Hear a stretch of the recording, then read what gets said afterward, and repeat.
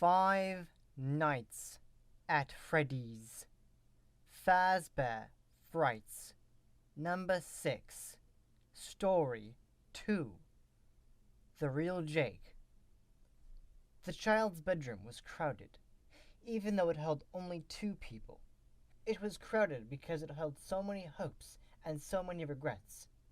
It was crowded because it held the potential for so much more than it was. "Let's get you comfy." Margie cradled Jake's shoulders while she reached behind him and repositioned his pillows. The window fan blew a lock of her shoulder-length light brown hair across her upper lip so it looked like she had a mustache. She pursed her full lips and puffed the hair back in its place. Jake tried to remember the last time he'd been comfy. Maybe 3 years ago, when he was 6? No matter what Margie did with the pillows, Jake wouldn't be comfy. But he let Margie think she was doing something helpful. She tried really hard, and he didn't want her to know she couldn't make it better, like she wanted to. Over the whir of the fan, Jake could hear kids playing in the neighbor's yard. Squeals of glee alternated with laughter and the occasional shout. He tilted his head so the elm tree outside his window wasn't in the way, and he saw the trailing end of a sprinkler spraying a stream of water across the neighbor's lawn. Actually, he saw 2, but he knew one was just an echo of the first. Although the fan drowned it out, the sprinkler made its pff, pff, pff sound in his mind. He loved that sound. It was the sound of fun. He used to be one of the kids who played in that sprinkler and squealed in glee. When it got over 90 degrees, Mrs. Henderson always let the kids turn her front yard into a water park. "Jake?" Jake shifted his attention from the window to Margie. Margie had an echo too. Both Margies frowned at him. Jake concentrated on ignoring the second Margie, as he had to ignore the second one of everything he saw. His pine nut made him see double. It was annoying, but he was used to it. Margie rubbed Jake's bald head. Her palm was warm and rough, so different than his mom's palms had been. He wasn't sure he had it right, because it had been 4 years since his mom had died. But he remembered his mom's hands as soft. Still, he liked it when Margie rubbed his head. It got him a tiny bit closer to finding Comfy's hiding place. "After Jake." Obviously, she'd been talking, and he hadn't heard her. He did that more and more these days. He was happier when he was not where he was, so it was hard to make himself pay attention to what she was saying. "I asked if you felt up to some vegetable soup." Margie blew her hair off her face again as she fussed over Jake's sheets. Her full cheeks were flushed from the heat, and her mascara was smudged. Jake thought it was funny that Margie always wore makeup. It wasn't like many people saw her. Mostly, it was just Jake. "I think you're pretty without makeup," he once told her. "You have such big eyes. You look like a cartoon princess." Margie had obviously liked that, but she still wore makeup. "It's a girl thing," she told him. He figured she wore makeup in case some handsome guy came to the door. When he said that, though, she'd laughed and said, "I'm not in the market for a handsome guy. I'm only 27. I'm still young." "You're all the handsome guy I need." Jake didn't think 27 sounded young. That was 3 times older than he was now. And Margie was 3 years older now because she'd been taking care of him ever since Comfy became part of his past. Jake didn't want to be trouble, but it was too hot for soup, and he wasn't sure he could keep it down. "Crackers?" he asked. Margie sat down on the edge of the bed. She always sat there, even though a green and blue plaid plush chair was right next to the other side of the bed. The smiley face on her t-shirt twisted, so it looked like it was winking at Jake. Sometimes Jake winked back, but he didn't feel like it today. He was doing that thing that Margie said he should never do. "No me woe," she always said, otherwise known as feeling sorry for yourself, having a pity party, woe is me, and oh the drama. That used to make Jake laugh. Today, not so much. Outside, one of the twins from across the street laughed. She had a weird laugh that sounded like a cuckoo clock. So Jake recognized it. He shifted his gaze to the window again. Margie leaned toward Jake and gently used her fingers to turn his face back toward her. "I know it's been a long time since you've been able to play with your friends, but you'll be out there with them in no time. You'll see." Jake nodded, even though he didn't agree with her. Margie was a big fan of positive thinking.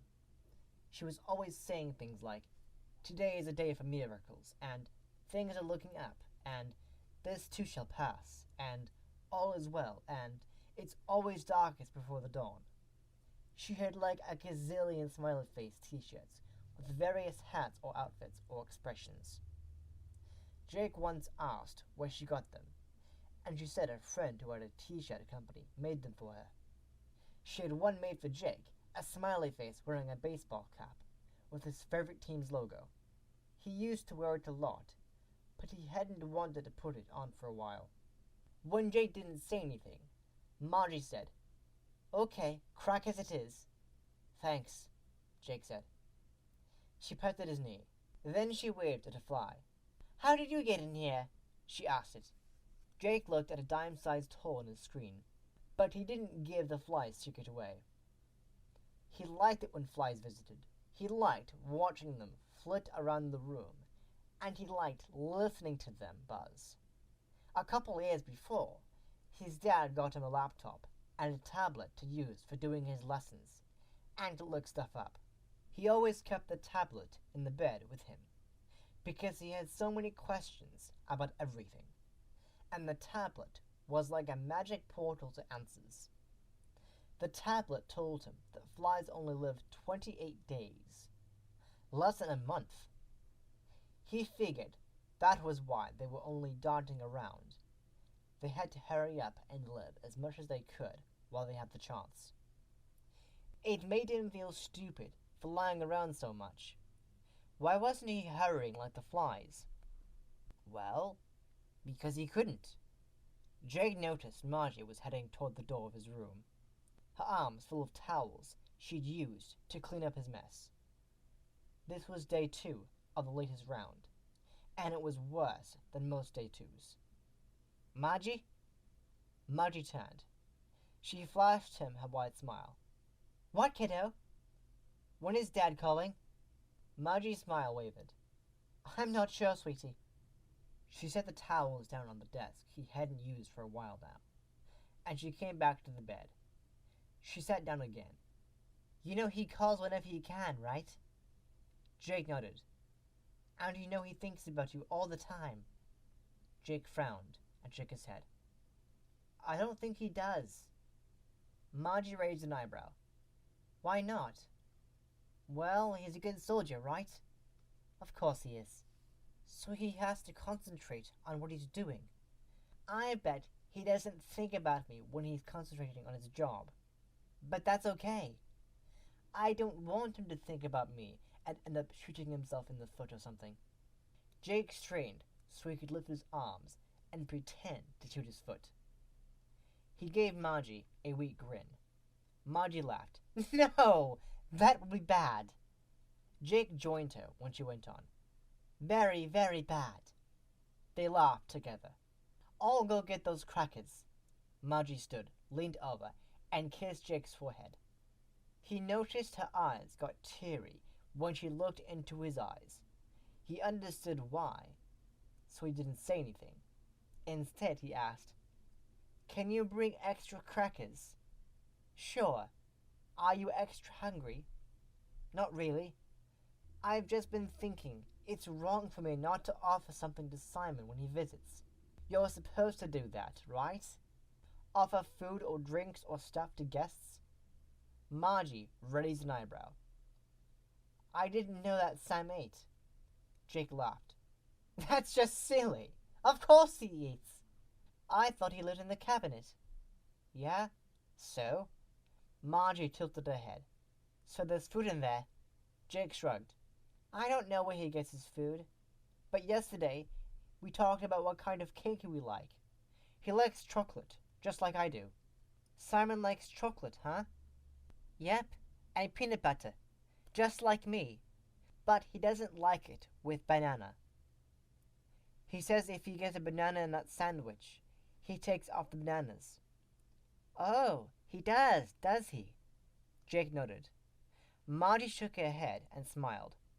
Okay, extra crackers it is then. Really? Well, we can't be rude to Simon. Margie winked. Jake shook his head. No, I'll need to apologize to him too. Why? Because I haven't offered him anything yet. I am sure he's not upset about it. Jake frowned. I hope so. Margie squeezed his foot. I know so. She headed to the door. Jake watched her cross the few feet between his bed and the desk, where she left the towels. Above the towels, a poster of his favorite robot character bubbled in the humid air. One corner of it fluttered in the fan's breeze. When Margie left the room, Jake looked around at all his posters. They had a dual theme going, science fiction movies and baseball. A painting that combined his two favorite things hung above the little white cabinet on the wall opposite his window. His dad had an artist friend do the painting. It showed a baseball game being played on the moon. Jake wished he'd be around to see that in real life, but he wouldn't. Jake rolled his eyes at himself. Oh, the drama! He said out loud. He surveyed his room again. His green baseball-patterned curtains gyrated in a spastic rhythm that matched his fan's rotations. Jake looked back toward his baseball on the moon picture. Then he looked at his little cabinet. The cabinet, which was about 3.5 feet tall and maybe 2 feet wide, had been in Jake's room when his parents got this house. At least, that's what his dad said. Jake didn't use the cabinet. It was just there, and normally he didn't give it a thought. Until recently. Now the cabinet was becoming important to him, because his new friend Simon lived in it. Jake picked up his tablet. He wanted to see if he could beat yesterday's score on his math game. When the tablet came on, he looked at the time. Good. It was after 5. Bedtime was only 4 hours away. Jake loved bedtime. It was his favorite part of the day. Well, that and sleep itself. Sleep was way more fun than being awake. He could do things in his sleep he couldn't do when he was awake. But bedtime was even better than sleep. That was when Simon came to visit. In the basement, Margie put the latest load of towels in the old washing machine and started it up, patting the scarred white lid affectionately when the machine began the cycle with its usual efficiency. Margie was pretty sure the machine and its pal, the battered dryer next to it, were relics from another era, but they weren't giving up yet. That was good, because taking care of Jake involved a lot of laundry, and Margie was pretty sure Evan, Jake's dad, couldn't afford to replace a washer and dryer. She was pretty sure Evan, at his rank, could barely afford her. He paid her better than most would pay, and the truth was, at this point, if she could have, she'd have worked for free. She loved Jake like a son, and that's what was making it all so hard. Margie sat down in the faded blue webbed lawn chair that was set up, for reasons she never understood, in front of the shelves by the stairs. She had to go up and get Jake his crackers, but she needed a minute. The basement was cool compared to the rest of the house. Not for the first time, she wished they could set up Jake's bed down here. His room had western exposure, and it got so hot in the afternoons. But it was too damp down here. The radiation and chemo had annihilated Jake's immune system. A simple cold could kill him. Margie blinked away tears and stared at the tools, games, and camping gear stacked on metal shelves against the wall. A couple dozen boxes labeled by year hinted at the memories this family had made before everything got turned on its head. First, Jake's mom was killed. Then he got sick. It wasn't fair. Margie pulled out her cell phone, clicked on her recording app, and started talking. Day 2 of the latest round of chemo. Dr. Biederman is hopeful, but he told me today that Jake can only have 2 more rounds. They've already gone beyond the usual number of treatments for this protocol. The tumor is still growing. She paused, swallowed, then continued. But the darkest rain clouds bring the brightest rainbows. I'm not giving up hope. Nobody is. All the doctors are working hard to find the right combination of treatments. All the nurses are pulling for him. Jake's a favorite on the oncology wing. How could he not be? He's such a sweetheart, so appreciative of everything that's being done.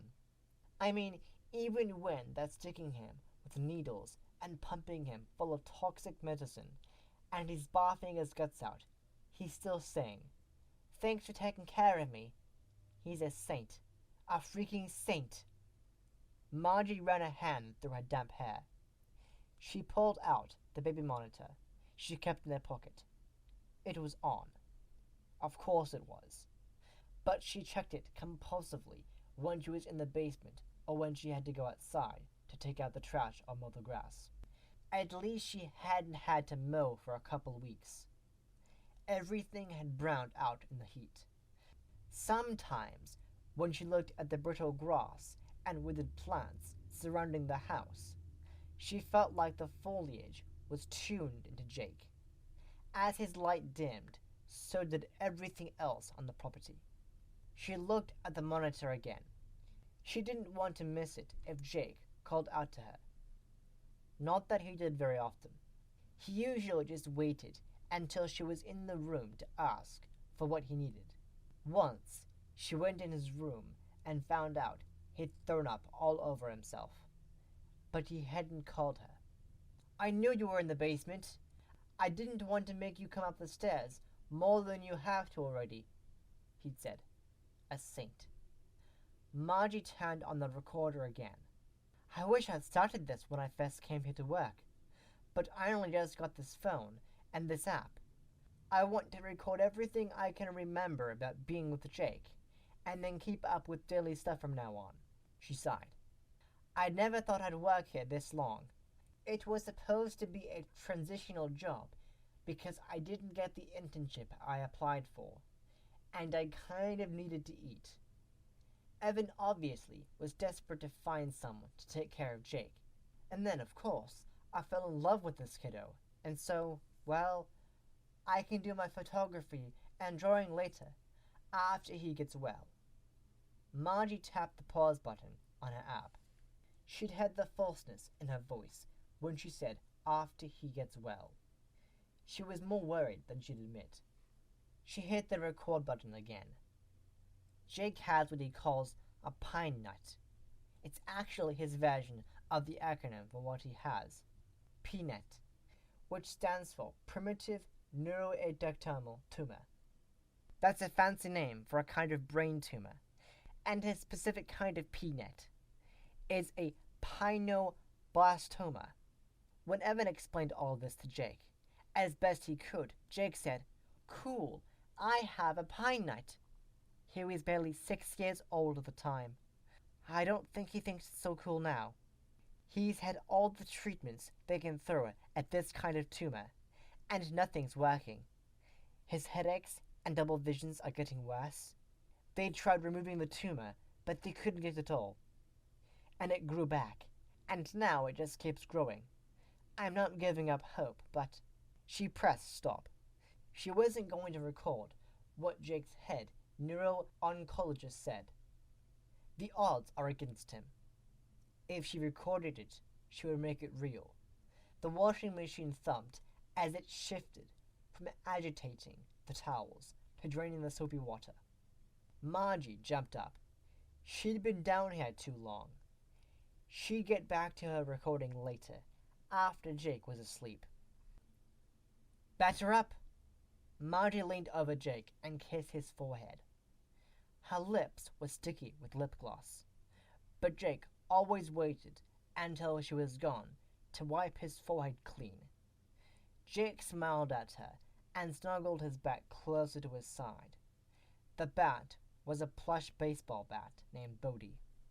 Margie made it for him not long after she became his nanny. 3 years before, as soon as he'd announced he was too old for teddy bears, he'd regretted it. He really did love his teddy bear, but every time his dad called him my little man, he felt like a baby for wanting to hang on to something at night, somehow clutching a baseball bat, even though it was soft and fuzzy and had a goofy, googly-eyed face, was manlier than hugging a bear. Margie understood that. Jake loved Bodie, but Bodie was smelling a little sour these days. Jake had only thrown up a Bodie once, and Margie had cleaned it, but Bodie was absorbing the smell of all the medicines in Jake's body. He could smell them in his sweat. He hated that. "Good night, Margie," Jake said. "Good night, sweetheart." Jake closed his eyes. He used to wait until she was out of the room to close his eyes, but now he closed them to try and get her to leave the room faster. This wasn't because he didn't like her. He loved her. But Simon wouldn't come if she was here. Usually, the eye-closing thing worked. Tonight, it didn't. She didn't leave. Jake hadn't told Margie that Simon would only visit after Jake's lights were off, and he was going to sleep. Margie seemed to believe him when he told her about Simon. However, he thought she might not like it if she knew Simon only talked about him after Margie said good night and left. Jake made himself breathe slowly and evenly so she'd think he was going to sleep. And still she stayed. He knew she was watching him. She did that sometimes. She'd sit on the edge of his bed while she thought he was sleeping. He usually wasn't, but he pretended to be. Jake wondered what she saw when she looked at him. Did she see what he saw when he got a glimpse of himself in the mirror? A bald kid with grayish skin, sunken cloudy green eyes, and dark circles haunting his cheekbones. He hadn't been able to see Jake, the real Jake, in a long time. But he remembered that Jake. That Jake had a round, freckled face, bright green eyes, a big smile, and a thick tangle of brown curls that were usually falling over his eyes. The bed shifted, letting him know Margie was standing. He waited to hear his wood floor creak in that spot between the green rug under his bed and the door. When he heard that creak, he knew it would only be a few more minutes. Just a few more minutes until Simon came. Margie closed the door to Jake's room. He curled on his side and hugged Bodie. He waited. While he waited, he counted. It only took 17 counts before he heard the voice coming through the little cabinet door. "Here, Jake." The first night Simon had talked to Jake, Simon had made it clear he would be in the cabinet until Jake got well enough to walk to the cabinet, open the door, and find him. "When you can do that, I'll be here waiting for you." At first, Jake thought that was weird, but he didn't want Simon to leave, so he'd accepted it. Sometimes he wondered why Simon had to talk to him from inside the cabinet, but he was just having so much fun talking with his friend that he'd forget to care about it. So what did you do today? Simon asked. Jake sighed. It wasn't a great day. Usually 2 days after chemo, I do okay. But I throw up a... Simon made a plurp sound. No, what did the real Jake do today? Oh yeah. Jake wasn't sure why he often forgot Simon's rules. Jake wasn't supposed to talk about things the way they were. He was supposed to talk about things the way they'd be if he was a normal kid, able to do normal things. He grinned. I played. Oh wait, I almost forgot. Would you like some crackers? I have some out here for you. Jake waved his hand toward the little plate of crackers sitting on his nightstand. A small glass of juice sat next to it. Margie had said, Simon will need something to wash down the crackers. That's very nice of you, Jake, Simon said. But no, thank you. I'll be in here until it's time for you to find me. Jake realized he hadn't really thought through his idea to offer Simon something to eat. I could push the crackers toward the door, he said. Simon laughed. That's okay. It's enough that you've thought about giving me some. Makes me feel good. Thanks. Okay. Now, tell me what you did today. Oh, well, I played in the sprinkler today with my friends. Which friends? The Henderson kids, you know. Patty and Davy and Vic. And the twins from across the street, Allie and Evie were there, and Kyle Clay, and Garrett from the street behind us. We were trying to see who could slide the farthest. You stood in the grass when it got really wet? Simon's voice, already a little higher than Jake's, went even higher. He sounded really excited. I did that today too, Simon said. And I got gray stains on my knees. They're still green. Jake laughed. Mine too. Cool. What else did you do? Well, before we ran in the sprinkler, we all played softball in the park. That's why it was so good to be in the sprinkler later. It was really hot in the park. I sweated like crazy. Was the ground really dry? It was really dry when I played, and so when I slid into first, I scuffed up my knee. You should see the marks. I got some scrapes too, Jake said. They're not bad though. It didn't hurt. Mine didn't hurt either, but my knees feel like sandpaper. I think it's fun. My dad once said stuff like that isn't a badge of honor. Yeah, I like that, Jake smiled, and reached for his perfectly smooth knee. He imagined that it felt rough. If he concentrated, he could make his fingers believe he had scrapes on his knees. He even could feel a little sting on his skin. So did you make it? Make it where? To first base, when he slid. Jake grinned. Sure I did. Then I stole second too. Way to go! Then what happened? I got to third on a deep fly ball. Super cool! I started trying for home on the next fly ball, but it wasn't far enough, and Clay caught it easily, so I had to run back to third. Can of corn. What? That's what my grandpa called those easy fly balls. How come? Simon laughed. You always like to know why, right? Sure. Jake would have looked it up on his tablet, but he had to keep his eyes closed. Yeah, I'd like to know why too. So I asked my grandpa, and he said the can of corn thing could have started in a couple ways. The first way was because of when they used to sell groceries in small stalls with high shelves. The men who owned the stalls, they were called grocers, Grandpa said, would use long poles to knock cans of vegetables off high shelves and catch them in their aprons. Corn was the most popular vegetable, so that's why it made its way into the saying. I think I saw one of those grocers in a Western movie once, Jake said. Yeah, me too. It was just like Grandpa said. So what's the other way? The other... Oh, yeah. Well, Grandpa said can of corn could have started because many, many years ago, games were played in cornfields. That's cool. Yeah, but I think it would be way hard to find the ball under those big, tall corn plants. It would be like playing baseball and hide and seek at the same time. Jake laughed. That's funny. Simon laughed too.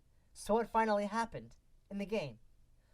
Oh, well, Vic hit a double, so I ran home. Awesome! It was fun. So what did you do after the game? We went for ice cream. I love ice cream. What flavor did you get? Chocolate, duh. Simon laughed. I had chocolate ice cream today too. And I ended up spilling some on my shirt. Did you do that? Yeah, I did. Right on my shirt. Sometimes chocolate stains don't come out in the wash. Oh well. If it doesn't, we'll remember that ice cream for a long time, right? Yeah, I bet you're right, Jake said. He yawned. It sounds like you're tired. How about I come back tomorrow night? Jake wanted to say he could stay awake, but he really couldn't. Okay, I'd like that. Me too. Good night, Jake. Good night. Margie was awake the next morning when the phone rang. It was early, and she'd hoped Jake would sleep through the ring so she could surprise him. Hi, Evan, she said. Hi, Margie. How is my little man? He's strong, like his dad. Evan laughed. Flattery doesn't work on soldiers. Margie grinned. It was worth a try. He had a rough go of the chemo? Yeah, one of the worst ones so far. I still don't understand why a medicine that's supposed to make him better makes him so much worse. Yeah, hopefully one day they'll find a better treatment. Maggie heard someone shout through the phone line. Everything okay? Sure. Guy's letting off some steam. You ever do that, Evan? What? Let off steam? Me? No. Steam is pretty much what keeps me going. Margie laughed. Is there anything you need to tell me? Evan asked. Margie remembered she had to stay on point so he'd be sure to have time to talk to Jake. You never knew when these calls would be cut short. I already emailed you about the chemo, so now you're up to date. And you? What about me? How are you holding up? I'm fine. Well, I'm not fine, but I'm fine enough that I'd be thrilled to death if everyone else, namely you and Jake, were as fine as I am.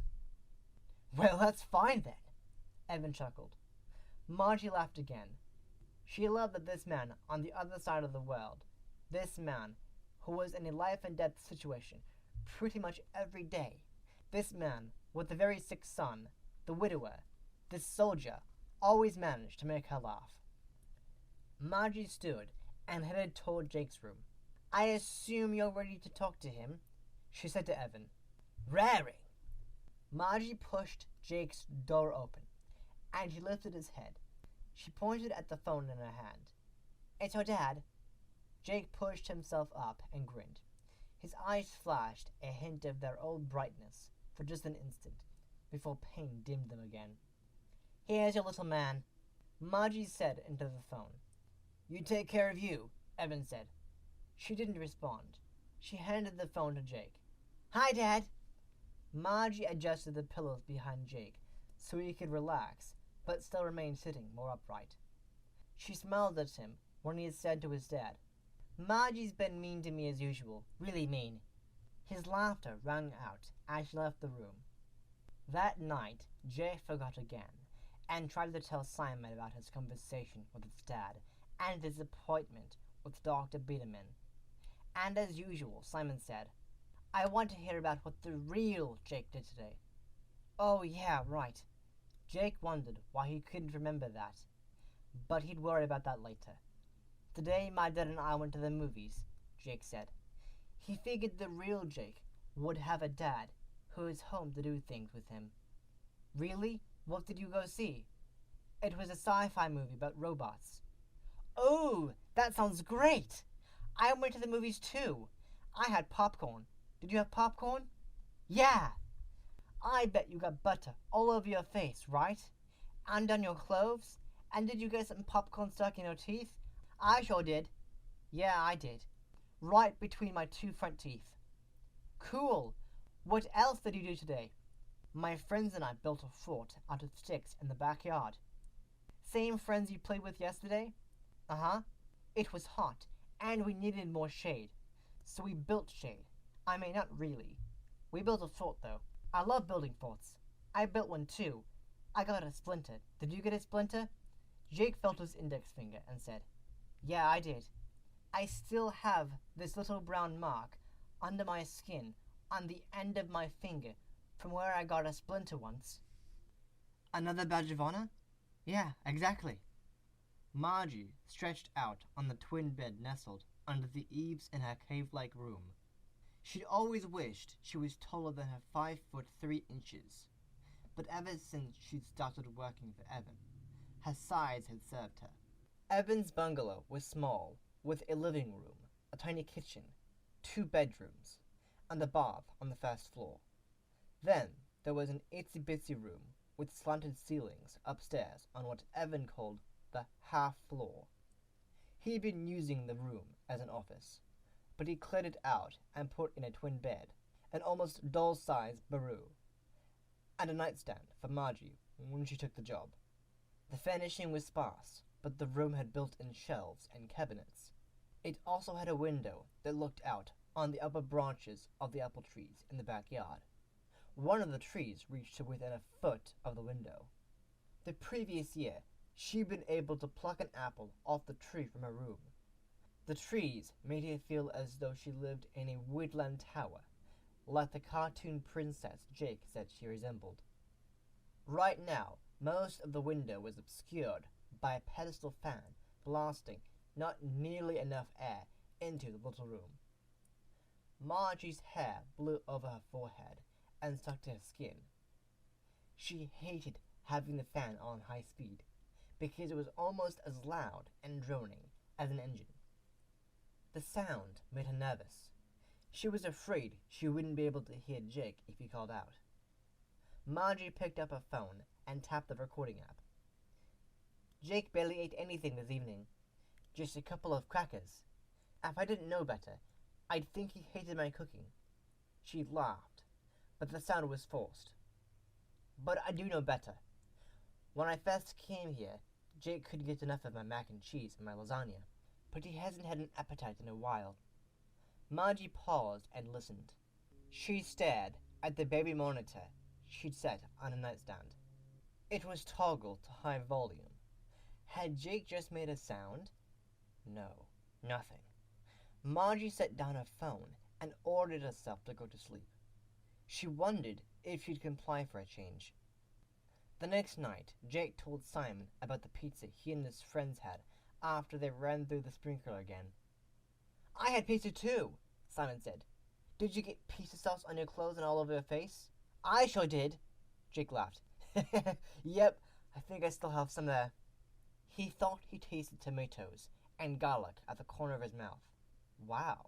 He was getting good at this imagining thing, because all he'd really had for dinner was a couple bites of scrambled egg and 2 bites of toast. He still felt bad about all the food he wasted. When he had said so to Margie, she'd said, Oh, don't worry. I'll box it up and send it to needy kids. That had made him laugh so hard he snorted. He could just imagine a package of scrambled eggs going through the mail. It would spoil, he'd said through his giggles. And that would be bad, Margie had said. Very, very bad, they said together. I'll tell you what, Margie had begun.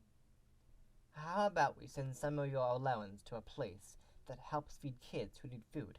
Would that make you feel better? Jake had felt a surge of excitement. Yes! Good deal, Margie had said. So what else do you do? Simon asked. Jake immediately felt bad that he'd been thinking about Margie while Simon was here. Well, after we had pizza, we went to the twins' house. They have air conditioning, and we were all really hot. What did you do there? We finger painted. Can you believe it?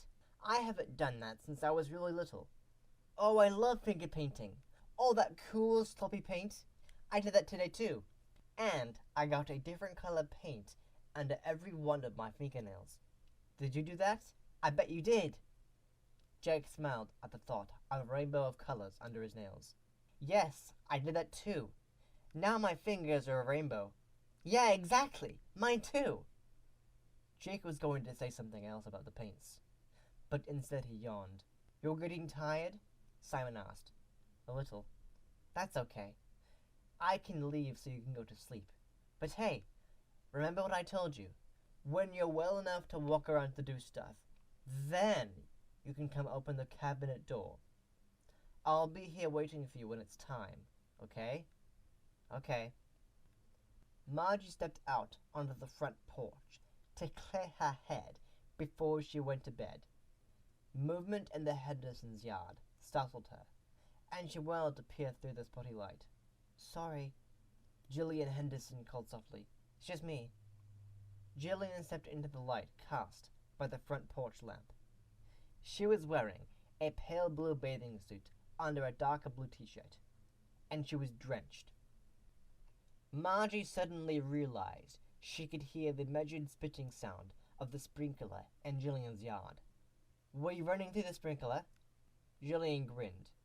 Tall and broad-shouldered, Gillian had the weathered face and flyaway sun-bleached hair of a farmer's wife, even though she was married to an accountant. She once told Margie she got her rugged looks from running after half the neighborhood children. Because Gillian was a stay-at-home mom with infinite patience, most of the kids tended to congregate at her house.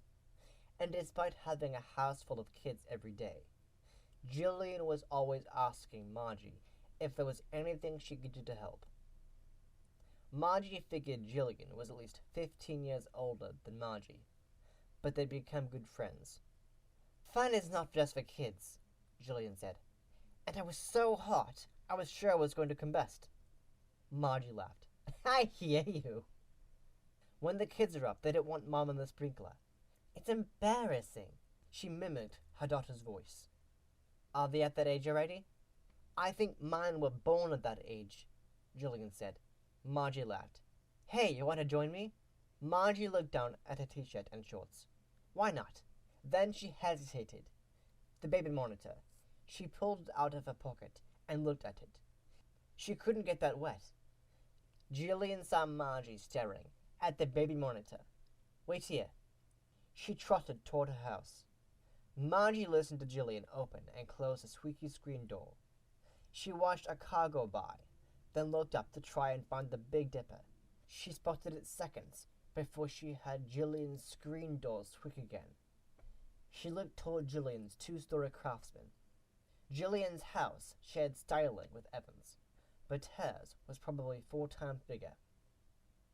Gillian jogged over. Here. She handed Margie a zippered plastic bag. You'll still be able to hear it, but it won't get wet. You're brilliant. I'm a mom. Working the problem is my specialty. Margie dropped the baby monitor in the bag.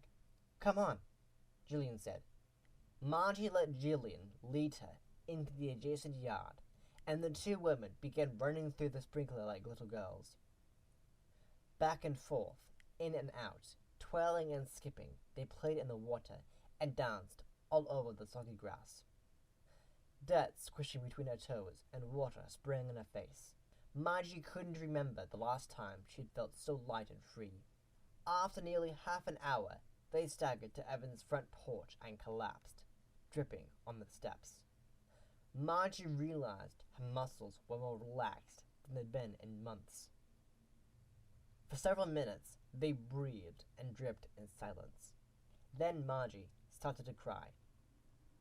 Gillian put her arm around Margie and pulled her close. It sucks, Gillian said. It just sucks. He's a great kid. Yes, Margie said. He is. The next day, just before noon, someone knocked at Jake's window. Jake heard his name being called. He craned his neck to see around the fan. The sun's rays speared through the window and advanced nearly all the way through the room. Sweat trickled down his spine. Jake, are you there? Grimacing, Jake pushed himself up. Is that you, Brandon? Yeah, it's me. I came to see if you wanted to break out. Brandon's long face appeared just above the bottom of the window.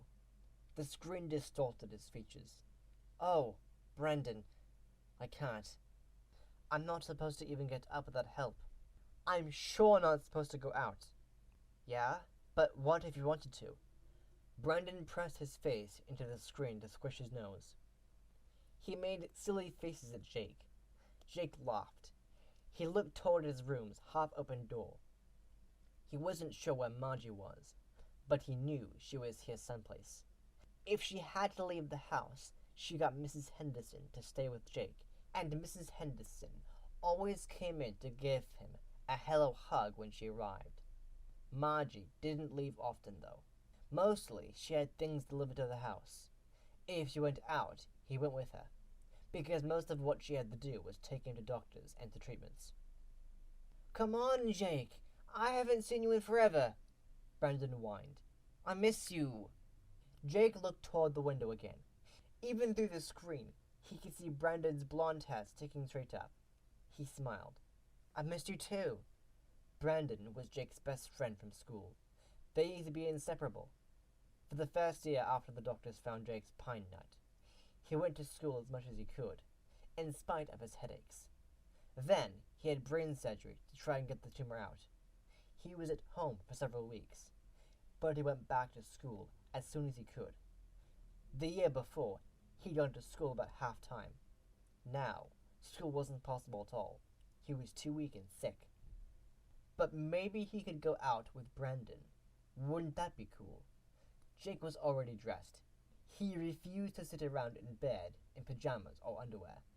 Even on his worst days, he wanted to be dressed. So he had on green shorts and a tan t-shirt. He didn't have any shoes on, but he knew slip-on sandals were there, just under the bed. He could wear those. Are you coming? Brandon asked. I thought we could go to the arcade. If you're tired or weak, we can just do the racing games you sit down for. Jake loved the racing games. Okay. He was going for it. All right, give me a minute, Jake said. Okay. Brandon pulled back the corners of his mouth and stuck his tongue against the screen. And then he said, I'll be out here melting.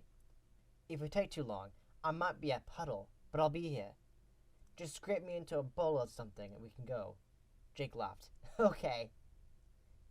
He sat straight up and waited while the room settled around him. He blinked to be sure he could tell eye echoes from real things. He'd had double vision for so long, he'd learned to adapt.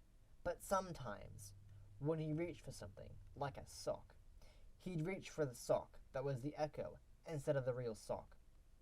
Pretty sure he could tell what was real and what wasn't. Jake swung his legs over the side of the bed. All four of his pale legs were bony. Come on, he encouraged them. Hold me up. I'm not that heavy. His legs apparently disagreed because the first time he tried to stand, he fell back under the mattress. Barely. He nearly fell to the floor, but caught himself on the side rail of his hospital bed. When he'd first got into the hospital bed, he'd been so upset. I won't sleep in that! I'm not dying! He yelled at Margie. Of course you're not, she said. But you're a good kid, and you know that if something will make my life easier, you don't mind doing it. When she put it that way, how could he refuse? And now he was glad he had the bed. Using the side rails, he was able to prop himself upright, while his legs remembered what it was like to stand on their own. He felt like a baby horse he'd seen once on TV. He was wobbling all over the place. But horses stood, and so could he. Jake concentrated, and he made himself stay upright, even though his head started to pound and pressure built up behind his eyes. He looked down, spotted the sandals, and fished for them with his right foot. No way was he going to be able to lean over. That would put him on the floor for sure. Bending his knee to move his right foot around made his knees almost give out. Almost, but not quite. He was able to snag the right sandal and put it on. He then planted his weight on the sandal, which gave him more stability, and he began poking at the other sandal with his left toe. Eventually, he snagged that one too. From outside the window, Brendan called in a strangled cry, I'm melting! Shh! Jake hissed. Margie will hear you. Brandon laughed. Jake pushed away from the bed, letting go of the railing. His body swayed like a skinny tree in a big wind. But he didn't fall. He could do this. Oh, I forgot to tell you, Brandon said, reappearing at the window. Hey, you're out of bed. Good job! What did you forget to tell me? Jake asked. He got up the nerve, and he took one stiff, hesitant step. He almost fell again. He was beginning to think this wasn't a great idea. Oh, I forgot to tell you. I brought my brother's wagon, Brandon called. I thought you might need a ride to the arcade. Well, that would make it easier for sure. Jake could make it to the window, and then Brandon could help him out and into the wagon. Then Brandon could pull him. The idea gave Jake a little more confidence. Why didn't you say so? He called out as he took another step. This time, he was a little steadier. The sun has melted my brain. It's running out of my ears. Ew. Yeah, exactly. Hurry. Jake took another step. He stayed up. He took another. He was still standing. One more. Still up. One more. He was clutching the windowsill, looking out at Brandon, who was pretending to sword fight an imaginary opponent, using a stick. Hey! There you are! Brandon dropped the stick and hurried to the window. Here I am! Jake braced his hip against the windowsill and reached out to unseat the screen so he could push it out. His head went a little fuzzy, and the double screen got a little difficult to separate out. He managed it, though, and when he gave the screen what he thought was a real shove, Brandon lifted the screen out. Score! This is so awesome, Brandon said. Yeah, Jake agreed. Okay, give me a second. Can I hold your arm or something? Yeah, that would help. Jake managed to plant his butt on the ledge. Holding on to the window jamb with his left hand, he reached his right hand out through the open window. Brandon took his hand. I've got you, he said. Jake hoped that was true. Leaning back against the window jamb, he shifted his weight and swung his right leg through the window. He got a little too much momentum, and he almost threw his whole body through, but Brandon steadied him. His headache got worse, and his stomach started to do flips. He tried to ignore both. Concentrating, Jake was able to swing his other leg through the window. This time, he had a little more control. Okay, now just 10 a little more and slide on out of the window, Brandon said. I'll be sure you don't fall. Jake paused and peered out at the world he saw so little of these days. It was bright, hot, and dry, just as it had been the last time he'd looked. A roasting breeze stirred the elm's branches, and they made scratching sounds against the house's brown siding. Jake heard the twins giggle across the street, and he suddenly felt giddy, like he was sneaking out of school. Not that he'd ever done that, but it also felt like looking for your presents before Christmas. He had done that. He found them too, and then when Christmas came, it was a letdown because he already knew what he was getting. That was a lesson. Sometimes waiting was better. Are you coming the rest of the way? Brandon asked. Oh, yeah. Jake steadied himself in the open window, took a deep breath, and then slid out. If Brandon hadn't been there, he'd have ended up a heap on the ground. But Brandon was true to his word. He caught Jake and held him up. You good? Brandon said. I'm okay. Brandon looked at Jake's face. He frowned. Whoa. I didn't know. Know what? Brandon shook his head. Nothing. He looked around. If I help you to the tree, can you lean on it till I get the wagon over here? Jake saw the bright red wagon parked on the sidewalk. Okay. With Brandon holding him in a tight grip, Jake began to walk, but the nausea got worse, and his legs got weaker. Suddenly, Jake collapsed and vomited all over the dry grass. Brandon jumped back just in time to avoid getting spewed on. Jake was glad for that. He didn't look up at his friend. He was too embarrassed, and he felt like he was used up, sort of like an empty toothpaste tube, all squeezed out and limp. How was he going to get back up? The answer to his question came flying around the corner of the house. It was Margie, running to Jake, as if she knew he needed her. "What in the big wide world are you doing?" Margie's voice was higher than Jake had ever heard. Brendan took a couple more reverse steps, distancing himself from both the vomit and Margie's obvious upset. Jake heard a screen door screech and slap, and Mrs. Henderson came running out of her house. "I just saw what was going on. What can I do?" Brendan's eyes got really wide. He looked from Mrs. Henderson to Margie. He was suddenly as pale as Jake felt. Margie bent over Jake. "Come on, you silly boy. Let's move you just a little this way." Mrs. Henderson joined them. "Let me help." "Thanks," Margie said. Together, the women lifted Jake and pulled him away from his mess, sitting him so his back was against the elm tree. Its bark felt rough through the thin material of his t-shirt. Jake pressed his hands against the tree's roots and held onto them. Mrs. Henderson squatted next to him. She brushed her fingers across his forehead. Margie straightened and pointed a finger at Brendan. "You!" Brendan winced. Margie glanced at Jake and Mrs. Henderson. Then she took a deep breath and turned to Brendan. She lowered her voice. "I'm sure you meant well, but you need to go home. And don't try this again. He's not..." She cleared her throat. "He's not well enough to go out right now." "I'm sorry," Brendan said. "I know. Now get." Margie softened her words with a half smile. Brendan ran to the wagon and grabbed its handle. He ran down the sidewalk with the wagon rattling behind him. Jake watched until Brendan was out of sight. He was watching fun and freedom run out of his life. Margie squatted next to Jake and Mrs. Henderson. "What were you thinking?" "I thought I could be the real Jake." Mrs. Henderson looked away. Margie twisted her mouth but didn't say anything. "You wait right here with Mrs. Henderson. I'm going to go get the wheelchair, okay?" "Okay." "Promise?" "Pinky swear," Jake said. Margie smiled and curled her pinky finger around the one Jake had extended.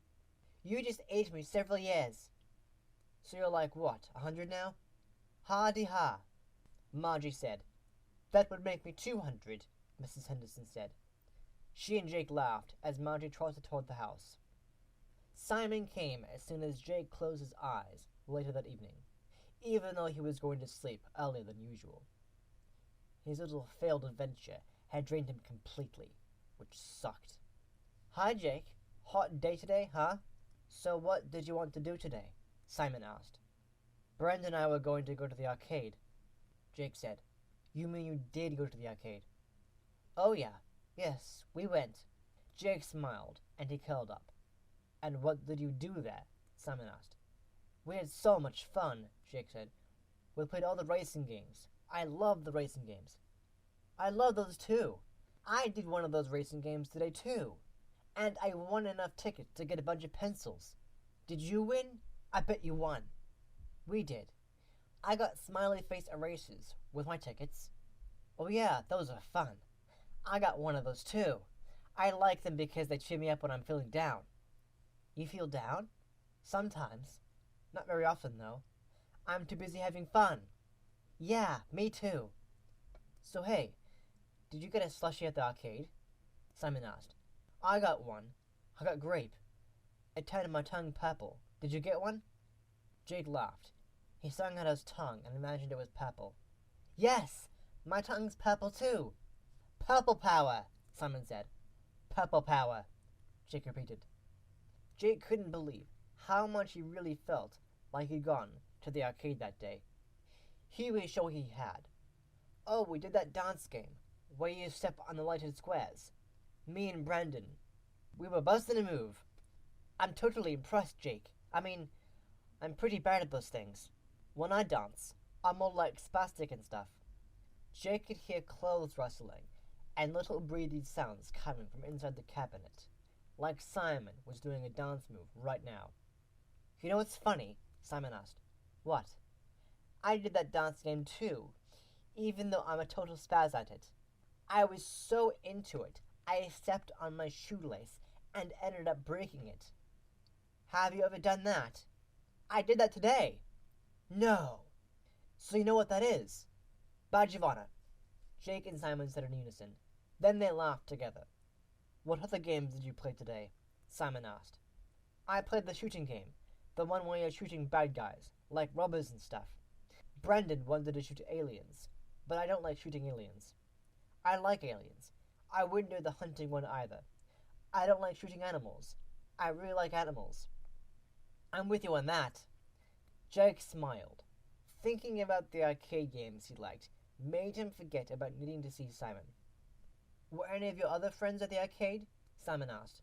Yeah, Jake said. A few were. Did you play pinball? Simon asked. Margie sat on the floor, cross-legged, in the hallway outside of Jake's room. Her back was pressed against the wall. The house smelled like the chocolate pudding she made for Jake a couple hours before, and the lemon polish she'd rubbed on the hallway wood trim that morning. Evan didn't expect her to do things like polish woodwork, but Jake was better off when the house stayed gem-free, and she was better off when she kept moving.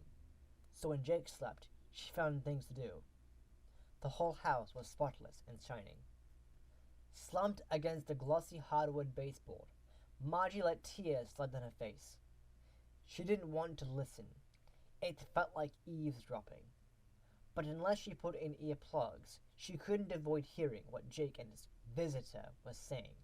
And she could never put in earplugs, or use earphones for that matter. She always needed to be able to hear Jake. And so she listened as Jake told Simon that he wasn't the best pinball player in the world, but he'd like to try. I do, too, Simon said. Margie got a distorted stereo effect as she listened to Simon's voice. It was coming through the door, muffled, and it was also coming through the phone she held in her right hand, which was positioned next to the backup baby monitor she held in her left hand. Margie felt a little like a magician, with the magic secrets hidden behind a shimmering curtain. If Jake got out of bed and came into the hall, he'd see how the magic worked. But he wouldn't get out of bed without Margie's help. The secret was safe. It had been Evan's idea, and Margie thought it was brilliant. Evan called Jake almost every day, and in the first few months after the tumor was found, Jake was receptive to his dad's positive encouragement. When Evan said, "Keep your chin up," Jake always said brightly, "I will." And when the surgery failed, and Jake had to go through radiation and chemotherapy, he started getting sullen.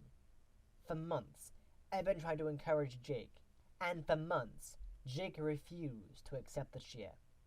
Evan told Margie they needed some magic. Jake needed to believe in someone who could pull him out of the horror that was his daily life and lead him into the joy of different possibilities. And that's how Simon was born. Jake knew about the baby monitor that sat atop his chest of drawers.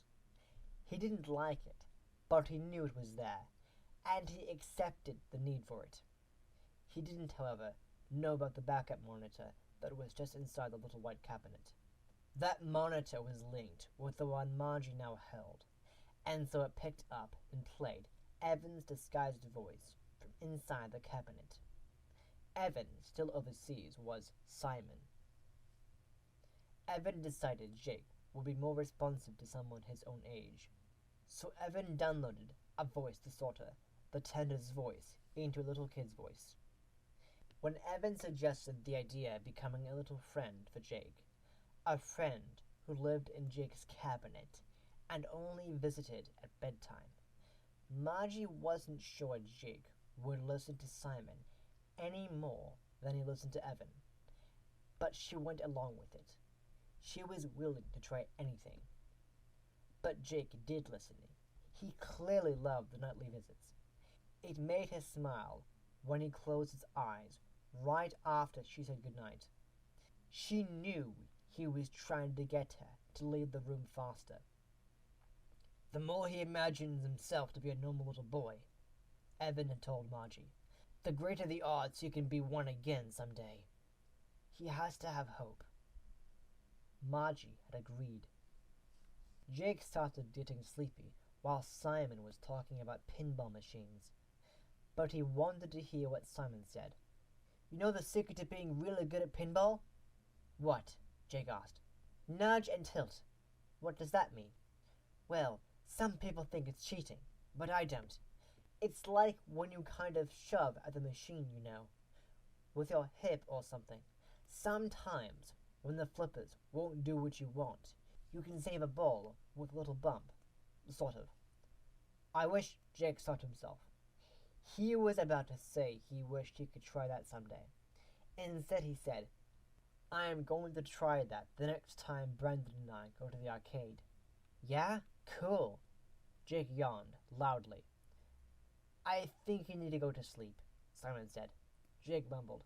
Yeah, I think so too. And remember, Simon said, when you can walk again, come up in the door to the cabinet. I'll be here waiting for you. I remember, Jake said, and he fell asleep. Margie quickly stood and walked away from Jake's door. How are you and Jake doing in the heat? Evan asked when she put the phone to her ear. Margie stepped into the living room and sat down on the small olive green sectional under the front picture window. I'm okay. I think it's draining him more, though. He's weaker than usual. Margie had already told Evan about the aborted arcade trip. Evan was proud of Jake's attempt, but relieved he hadn't made it far.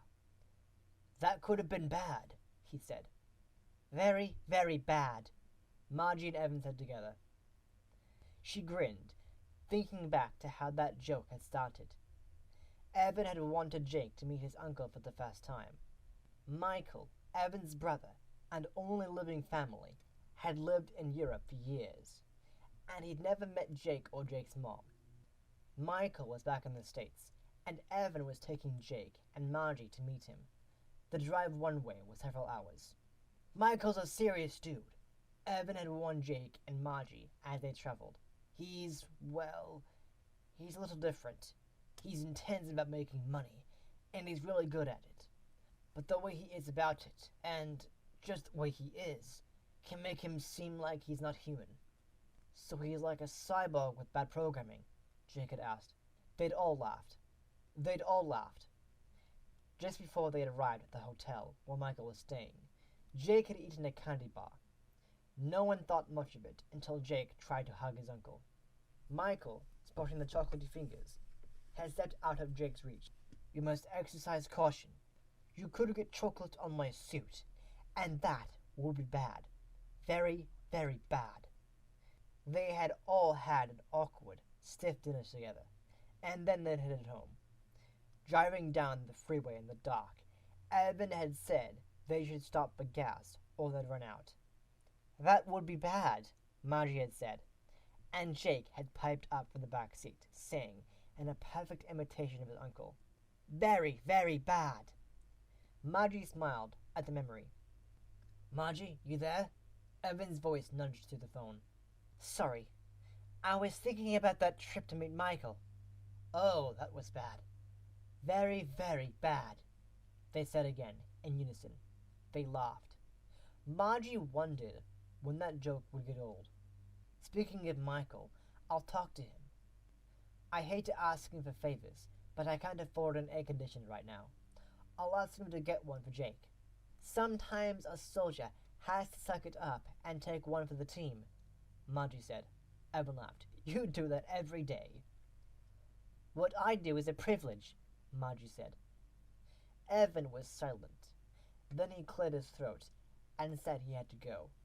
Now Margie leaned against Jake's door and listened to his even breathing coming through the baby monitor.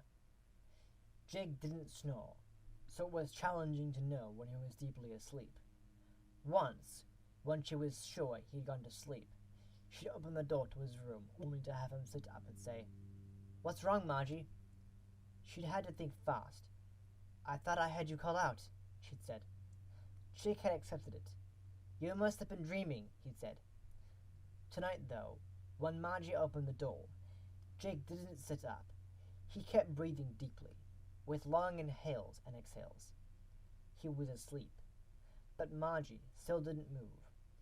She stood by the door with her eyes closed, listening to his breathing. Her closed eyes blocked out the evidence of Jake's illness. They erased the IV stand lurking in the corner of the room. Jake didn't need it right now, but sometimes, when he couldn't keep anything down, they had to hook him up to receive fluids and nutrients. Her closed eyes removed the hospital bed and the line of prescription medication bottles marching across the top of the chest of drawers. They also transformed Jake's bald head back to the thick brown mess of hair that Margie could remember detangling when she first started taking care of Jake. He liked having his hair long, and Evan let him. "There's no law that says boys have to have short hair," Evan said.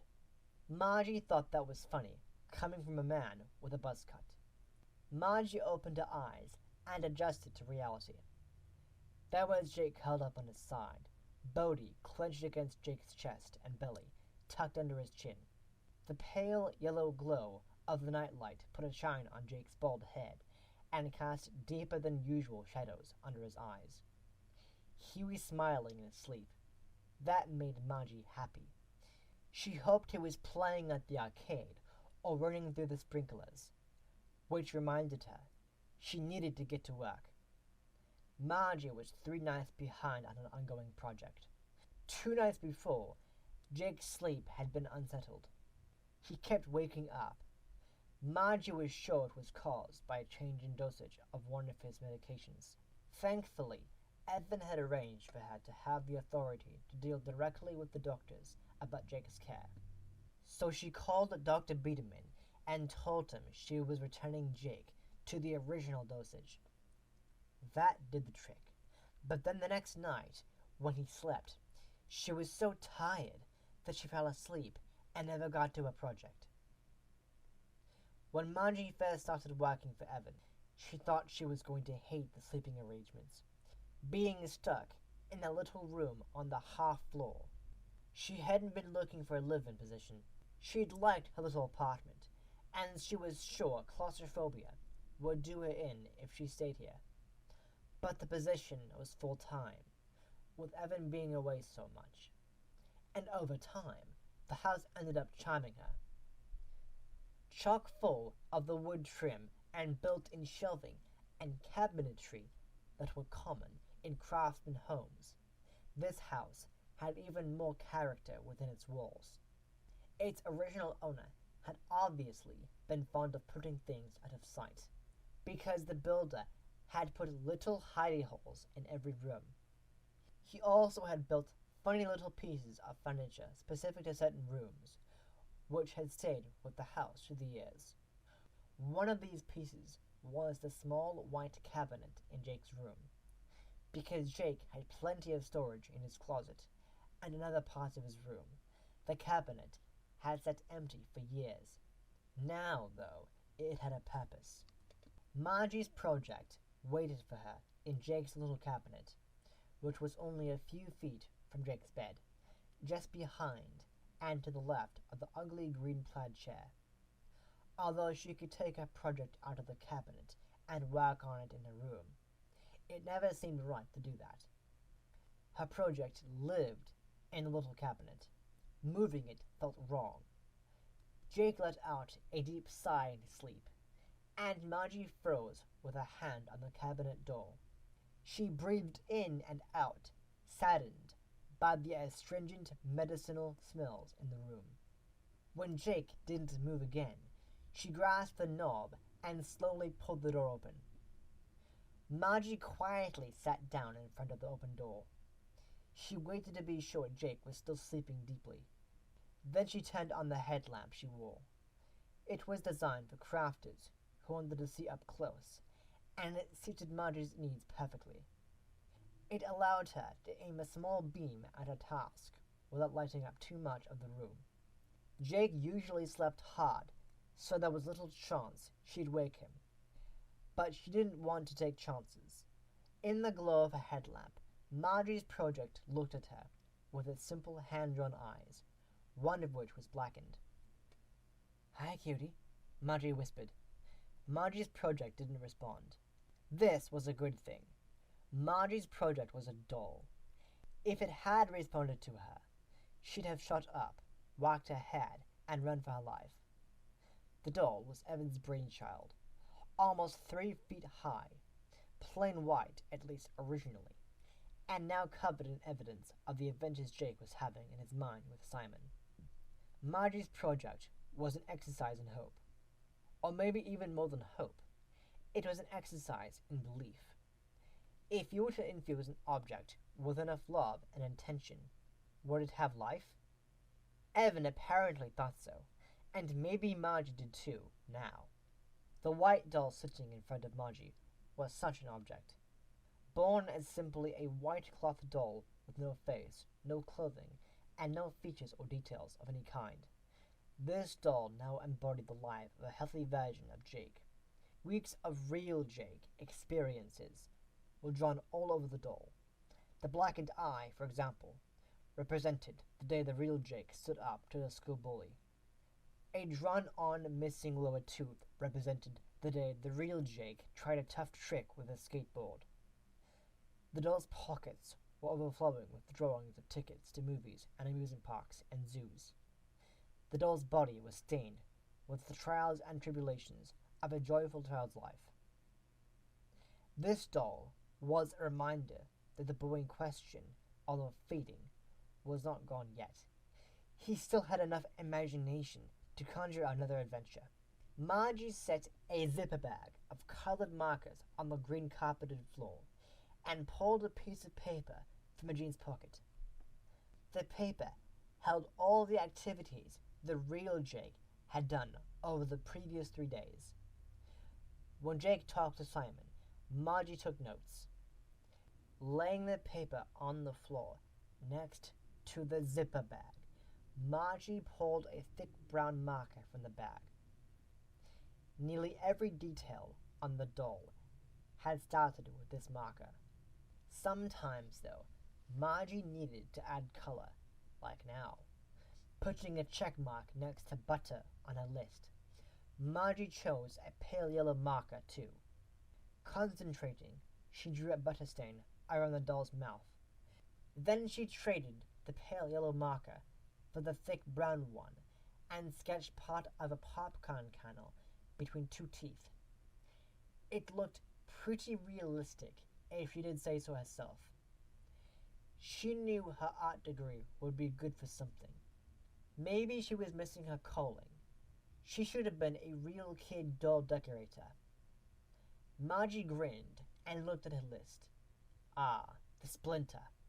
Although Margie usually drew her additions to the doll, sometimes she used props.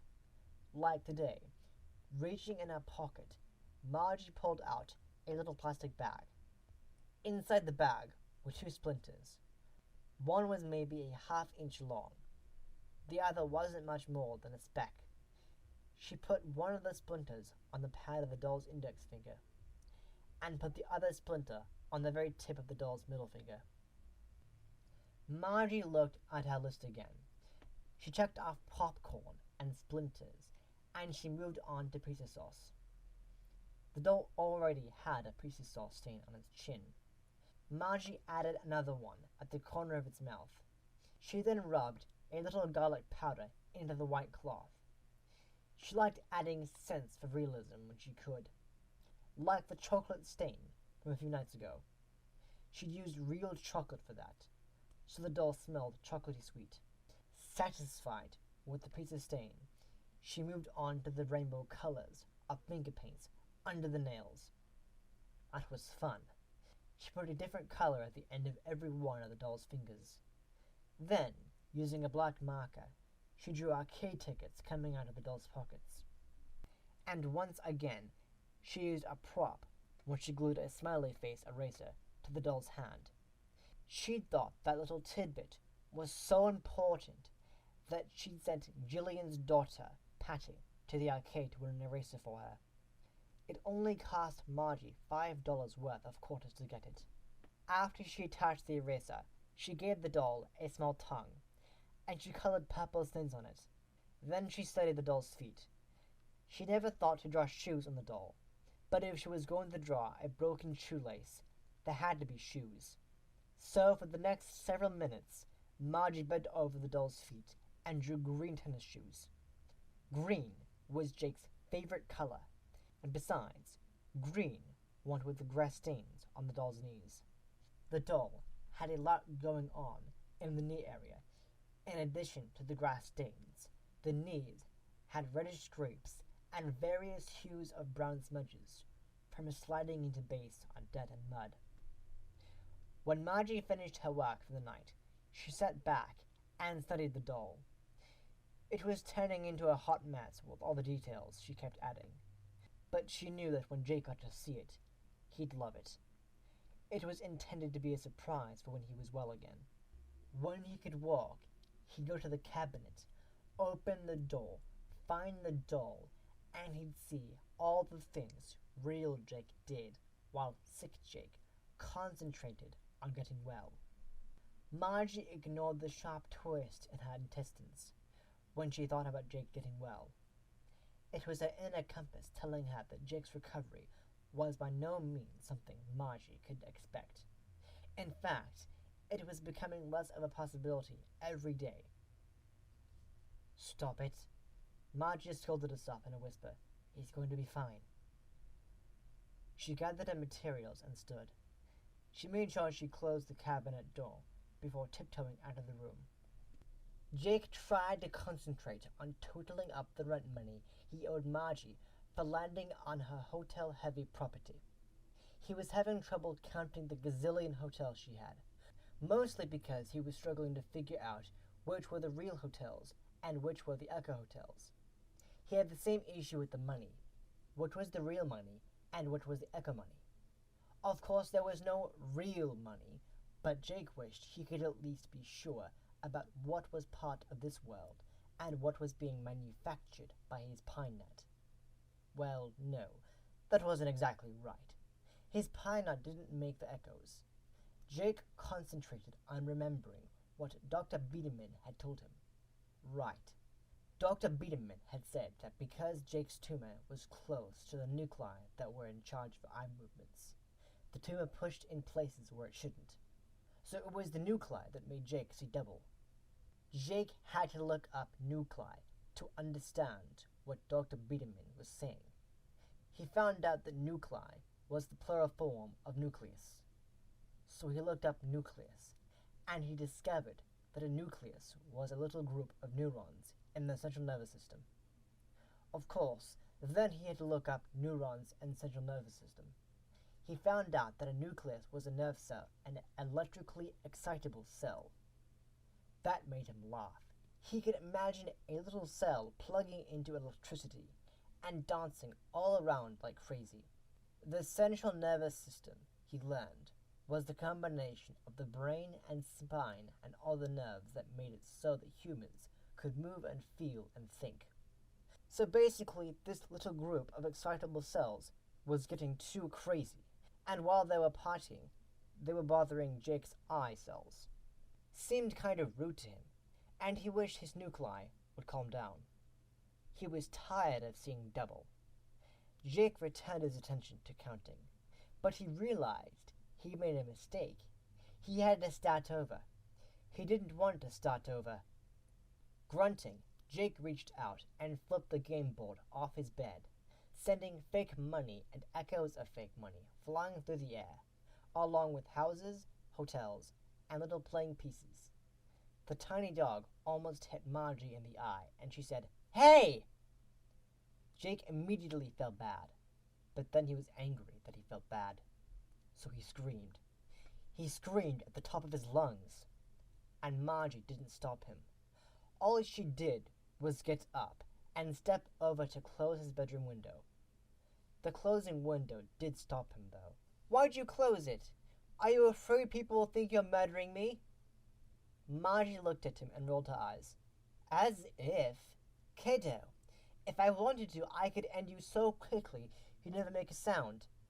Jake's eyes got big, and Margie erupted into a clumsy ninja pose. She shouted, "Ayah!" and pretended to kick toward Jake's bed. That made him laugh. When Margie dropped her foot, stepped on another game piece, and started hopping around the room, Jake laughed even harder. "Sure, mock my pain," she said. Jake kept laughing. Margie stopped hopping around and went back to the window. "It's hot in here. Who closed the window?" Jake giggled. "You did." "Oh, did I?" "Yeah. I'll take your word for it." Margie began cleaning up the game.